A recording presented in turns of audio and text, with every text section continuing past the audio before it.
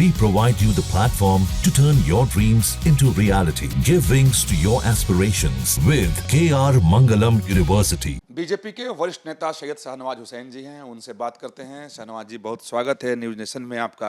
प्रधानमंत्री नरेंद्र मोदी जी गुजरात के दौरे पर हैं, भुज भी जाएंगे। उसके पहले उन्होंने रोड शो किया और लोगों का उत्साह देखते बना। कर्नल सोफिया कुरैशी का परिवार भी वहाँ इकट्ठा हुआ था। क्या जश्न है, देश का बेटा, गुजरात का बेटा, बॉर्डर स्टेट है गुजरात। पाकिस्तान को घुटने पर लाने के बाद जब गुजरात की सरजमी पे पहुंचा तो गुजरात झूम उठा है। खुशी से पूरे गुजरात में खुशी की लहर है, सबने स्वागत किया है। और भारत की बेटी, गुजरात की बेटी कर्नल सोफिया कुरैशी के परिवार ने भी स्वागत किया, क्योंकि पूरे देश को खुशी की सूचना तो कर्नल सोफिया कुरैशी ने दी। उनका परिवार भी आया, पाकिस्तान को घुटने पे ला दिया। ऑपरेशन सिंदूर के जरिए 9 आतंकी अड्डे तबाह कर दिए, 11 एयरबेस उड़ा दिया, 100 से ज़्यादा आतंकी मारे गए, 50 से ज़्यादा सैनिक उनके ढेर कर दिए। उनको जो घमंड करते थे कि रावलपिंडी, लाहौर, कोई जगह बची नहीं जहां नरेंद्र मोदी जी की पराक्रम उनके आदेश पर दिखा न हो। सेना को खुली छूट दी थी और सेना ने पाकिस्तान को घुटने पर ला दिया। पूरा गुजरात बच्चा बच्चा सड़क पर है, छोटा हो या बड़ा, बूढ़ा हो या जवान, सब नरेंद्र मोदी जी का स्वागत कर रहे हैं। ऐसा अभूतपूर्व स्वागत आज तक नहीं हुआ होगा किसी का जो आज नरेंद्र मोदी जी का गुजरात में हुआ है। हम बिहार में भी करेंगे जब वो बिहार आएंगे तो।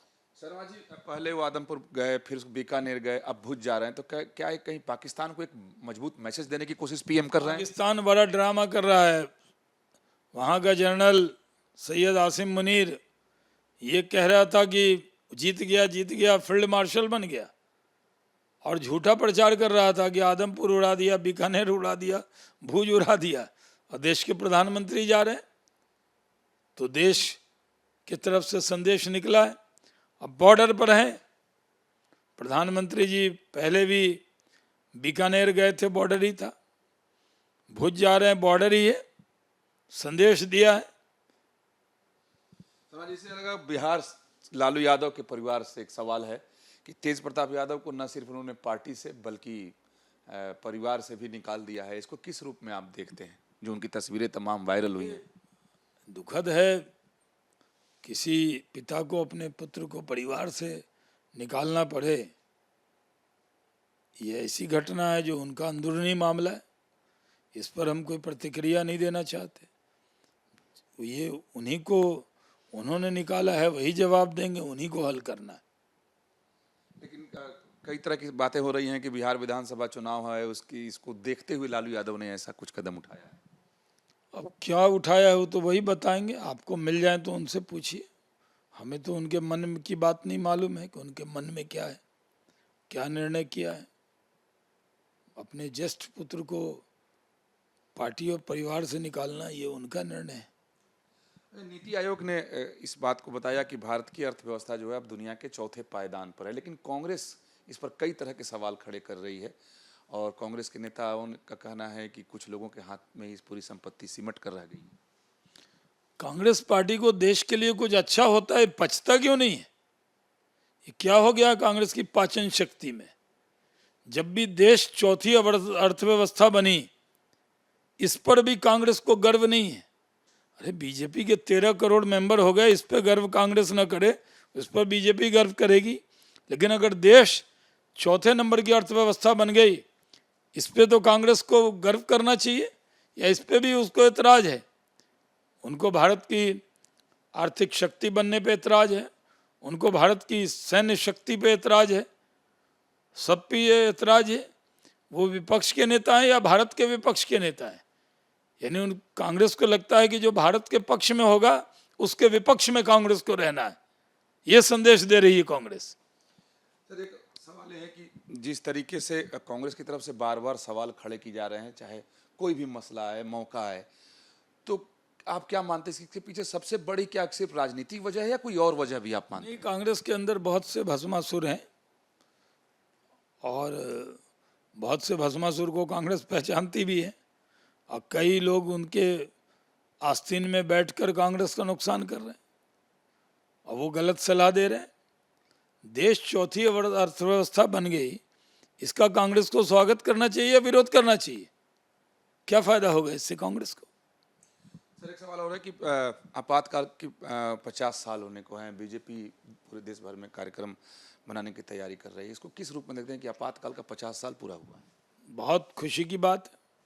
नरेंद्र मोदी जी के 11 साल पूरे हो रहे हैं, देश तरक्की के रास्ते पर गया है, इसका जश्न तो मनाएंगे।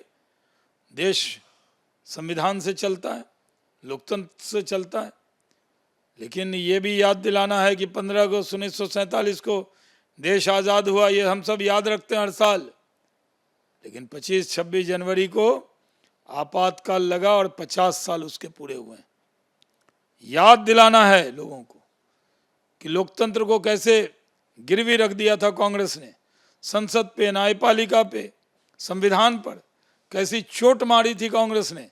ये हर बच्चे को बताएंगे, हर गांव में जाएंगे, लोगों को समझाएंगे कि कांग्रेस पार्टी जो संविधान की बहुत दुहाई देती है, संविधान का गला घोटने का काम इन्होंने किया था, ये जरूर बताएंगे।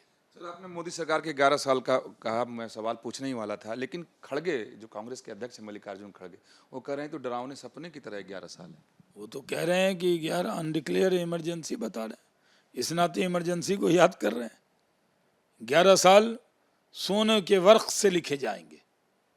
ये 11 साल हिंदुस्तान की तरक्की की गाथा है, जो नरेंद्र मोदी जी के नेतृत्व में भारत का डंका बजा है पूरे दुनिया में।